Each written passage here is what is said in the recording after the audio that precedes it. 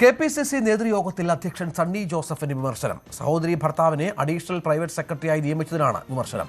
ബന്ധു നിയമനമെന്ന ആക്ഷേപത്തിന് അവസരമൊരുക്കിയെന്നും നേതാക്കൾ കുറ്റപ്പെടുത്തി. അതേസമയം ബന്ധു നിയമനത്തെ മന്ത്രി സണ്ണി ജോസഫ് വീണ്ടും ന്യായീകരിച്ചു. ബന്ധു എന്ന നിലയിലല്ല നിയമനം. തെരഞ്ഞെടുപ്പിൽ ചീഫ് ഏജന്റായ രാഷ്ട്രീയ പ്രവർത്തനത്തിൽ നല്ല ട്രാക്ക് റെക്കോർഡുള്ള ബെന്നി തോമസിനെയാണ് നിയമിച്ചത്. ഇ.പി. ജയരാജന്റെയും കെ.ടി. ജലീലിന്റെയും ബന്ധു നിയമനം കോർപ്പറേഷൻ ബോർഡ് ഉന്നത സ്ഥാനങ്ങളിലായിരുന്നുവെന്നും സണ്ണി ജോസഫ് പറഞ്ഞു.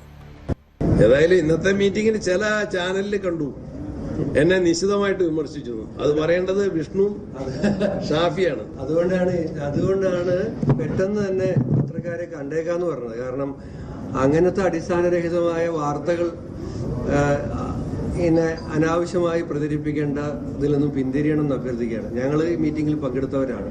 കെപിസിസി പ്രസിഡന്റിനെതിരെ അവിടെ ആരുടെയും ഭാഗത്തുനിന്ന് ഒരു വിമർശനം ഉണ്ടായിട്ടില്ല.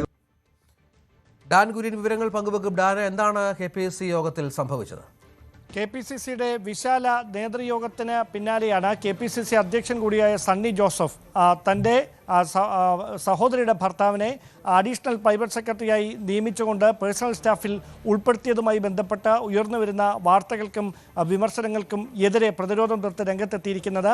പരീക്ഷയും അഭിമുഖവും നടത്തിയല്ല പേഴ്സണൽ സ്റ്റാഫിലേക്ക് ആളെ നിയോഗിക്കുന്നത്. അത് വ്യക്തിപരമായി തൻ്റെ സൗകര്യവും അതോടൊപ്പം മന്ത്രി എന്ന നിലയിൽ തനിക്ക് നേരിട്ട് നടത്താൻ അവകാശമുള്ള ഒരു നിയമനവുമാണ്. അങ്ങനെയൊരു നിയമനമാണ് നടത്തിയിരിക്കുന്നത്. തനിക്ക് വേണമെങ്കിൽ തൻ്റെ അനുജനെ ആ സ്ഥാനത്തേക്ക് പരിഗണിക്കാമായിരുന്നു. പക്ഷേ മികച്ച ട്രാക്ക് റെക്കോർഡുള്ള ഉത്തരവാദിത്തപ്പെട്ട രാഷ്ട്രീയ പ്രവർത്തകനാണ് ബെന്നി തോമസ്.